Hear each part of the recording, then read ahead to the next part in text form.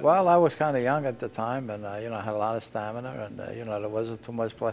I had a couple of people that would help me out, made some volunteers, huh? But it was you, basically. Basically me, yeah. I mean, I went around the clock with them, and you know, I had you know, somebody was cooking, and you know, different things like that. But I would sit down, I'd do a lot. I just love what I was doing. I mean, it was a golden opportunity for me. So I spent a lot of time on a one-to-one, you know, kind of getting some people doing things.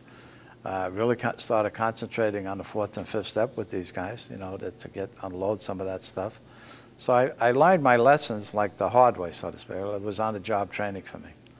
But I had had some experience, you know, from my AA, you know, whenever I would 12-step somebody. And I remember, you know, the first thing they would do if I picked up a drunk or something like that, they usually spilled their guts out, you know. And then they'd want to know what they said the night before and how they were. And then the bonding that took place when I helped these guys detox, there was a kind of a bond. You know, I wasn't yelling at the guys or catering to the guys. So I was kind of fortunate that I kind of fell into that. You know, that's what I picked up. And I picked up the value of the spirit in the house.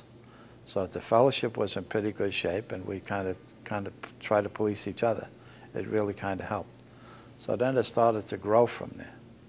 And then, you know, I started to get, you know, some other programs. And most of the time in early days, you know, most of the programs that existed came from people that were in the program working on these different jobs.